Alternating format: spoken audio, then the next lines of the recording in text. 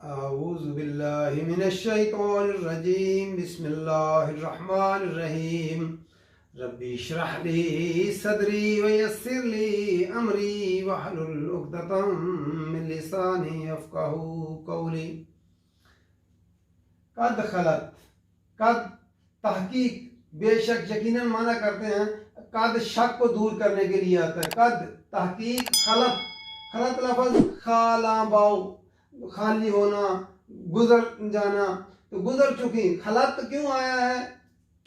ये सुनन जो है सुन्नतुन की जमा है, तो जो उम्मतें, तो ये सुन्नत की जमा और सुन्नतुन जो है मुअन्नस है, तो इसलिए कद खलत है। खलत इसलिए है ताकि गुजर चुकी मन कब्लिकुम, तुमसे पहले, सुनन सीनुन कौम में, उम्मतें, सुन्नत सुन्नत उनकी जमा है। तरीका, शाहरा, वाक़यात माने होता है। यहाँ मुराद है कौम में, उम्मतें गुजर चुकी।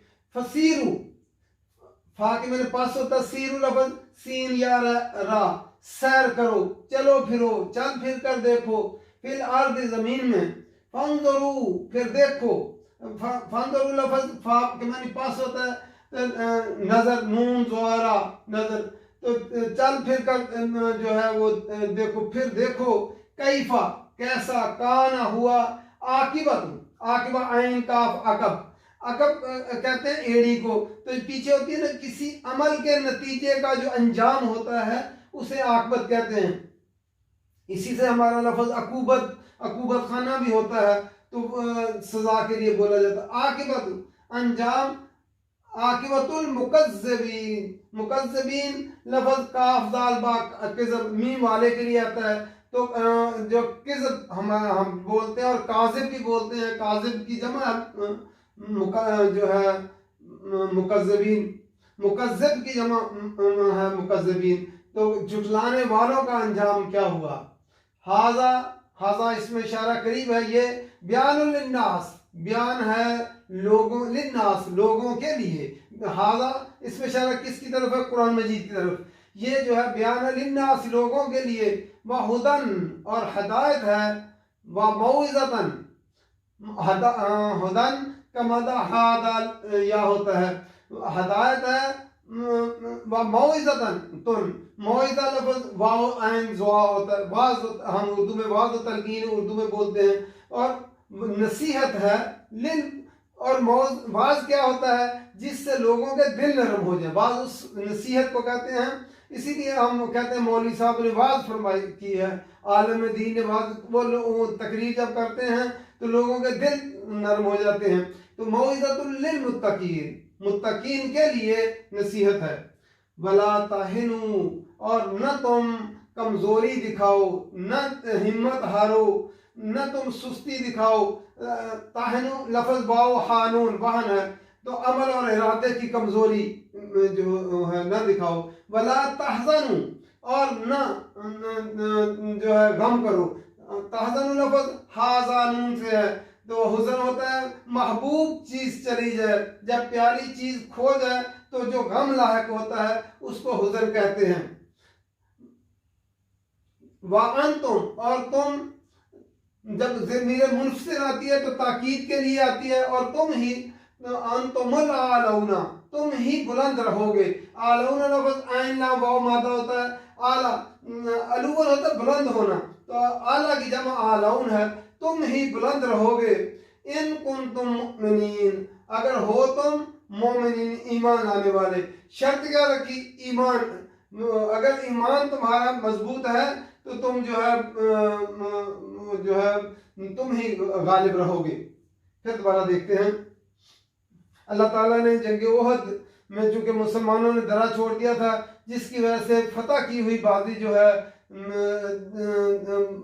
वो फिर वो फतह पूरी ना हो सकी, तो माल गनीमत जो हासिल करने के लिए साहब अकराम जो थे वो चले गए, जिसकी वजह से खालिद बिन वलीद ने पीछे से हमला किया, और उनके फतह की हुई जंग जब है शिकस्त की सूरत हाल से दो चार हो जाए, और उसमें नबी अकरम सल्लल्लाहु अलैहि वसल्लम की वफ़ात की खबर भी जो है, शहादत की खबर भी आ जाए, तो इस तरह बहुत सारे मुसलमान भी शहीद हो गए और हजरत हमजा जो है वो शहीद हुए, उनके जो है मुसला कर दिया गया। इस तरह अपने 70 जो है सहाबा शहीद हुए। तो अल्लाह ताला ने फरमाया कद खलत, तहकीक गुजर चुकी, मिन कबलिकुम, तुमसे पहले, सुननुन, उम्मतें, कौमें गुजर चुकी, फसीरु फिल अर्ज, फिर चल पर फिर कर देखो, फंजरू कई फकाना आकिबतुल मुकज्जिबीन, फिर देखो झुटलाने वालों का अंजाम क्या हुआ। जिन लोगों ने झुटलाया है, ऐ मुसलमानों तुम गमज़दा ना हो, आप पहले जाकर देखो, तब मक्का के इर्द गिर्द जितनी आद और समूद और कौम लूत और नूह अलैहिस्सलाम और जितनी भी बस्तियां जो है उजड़ी हुई बस्तियां जिनके नामो निशा मिट गए हैं, वो उनको देखो। कौम साले की जो है कौम जो है उनकी देखो क्या क्या अंजाम हुआ। इसी तरह अहले मक्का जो झुटलाने वाले हैं उनका भी यही अंजाम होगा।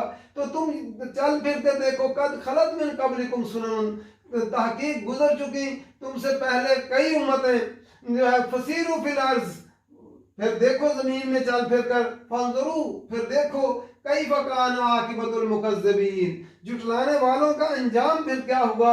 ये नहीं है कि उन्होंने तरक्की नहीं की थी या उन्होंने बड़े बड़े महल्लात बनाए, उन्होंने पहाड़ों को जो है खोद खोद कर घर बनाए थे और शानदार तरक्की की थी।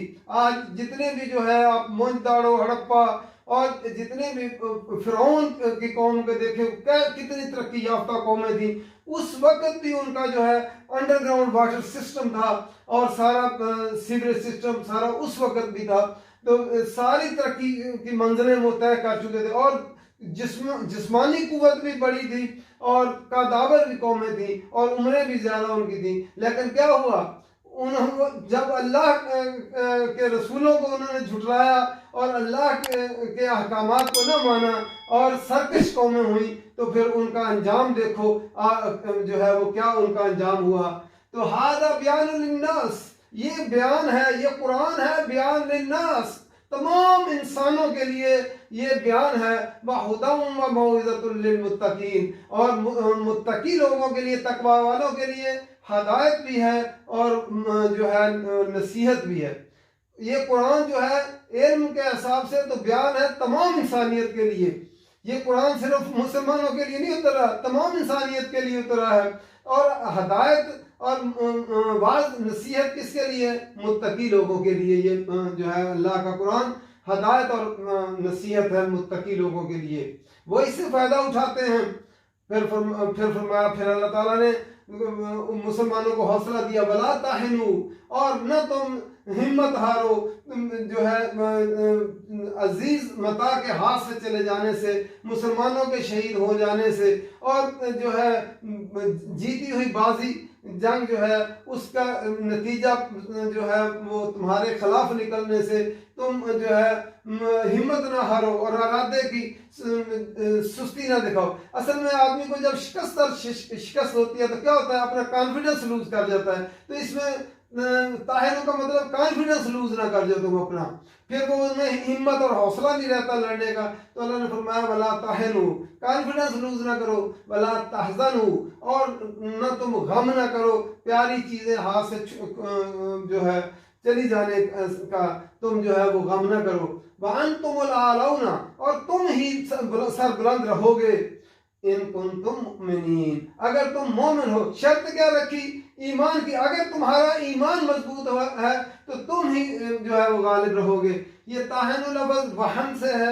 नबी अकरम सल्लल्लाहु अलैहि वसल्लम की हदीस आप सब लोगों ने एक सुनी होगी, तो उसमें ये लफ्ज़ इस्तेमाल किया गया। नबी अकरम सल्लल्लाहु अलैहि वसल्लम ने एक दफ़ा फरमाया कि मुसलमानों पर दूसरी कौमें इस तरह चढ़ दौड़ेंगी जिस तरह भूखे दस्तरखान पर आते हैं।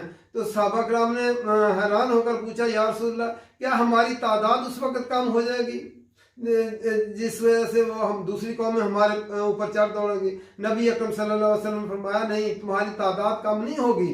तो उन्होंने पूछा, या रसूलल्लाह फिर क्या होगा? तो नबी अकरम सल्लल्लाहु अलैहि वसल्लम ने फरमाया कि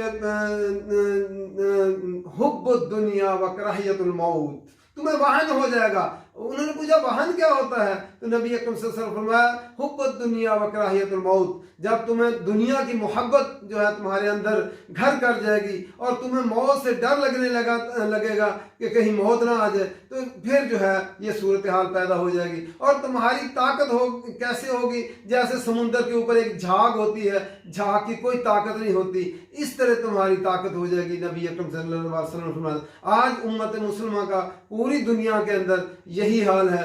तो आप देखें अल्लाह ताला ने क्या फरमाया था कि ये हदायत और जो है नसीहत है मुत्तकी लोगों के लिए। कुरान मजीद गम न तुम हिम्मत हारो न गम करो, तुम ही गालिब रहोगे, लेकिन शर्त क्या रखी, इन कुंतुम मुमिनीन, अगर तुम ईमान वाले हो तो तुम गालिब रहोगे। आज इतनी जो है ईसाइयों के बाद दूसरी जो है मुस्लिम उम्मा है, तो आज उम्मत मुस्लिमा जो है आप देख लें कि क्या हाल है इसका। असल में क्या हमें गौर व फिक्र करना चाहिए कि उम्मत मुसलमान आज ज़वाल पजीर क्यों है, अपने पास कुरान रखती है और अल्लाह पर ईमान रखती है, नबी अकरम सल्लल्लाहु अलैहि वसल्लम जैसा आखिरी नबी रखती है, कुरान इनके पास है, नबी की सुन्नत मौजूद है, फिर क्यों ये जो है ज़वाल पजीर है। असल वजह क्या है, ईमान की कमज़ोरी है। अल्लाह ताला कुरान जी समझ कर पढ़ने की तौफीक दे, अमल करने की तौफीक दे। वमा अलैना इल्लल बलाग।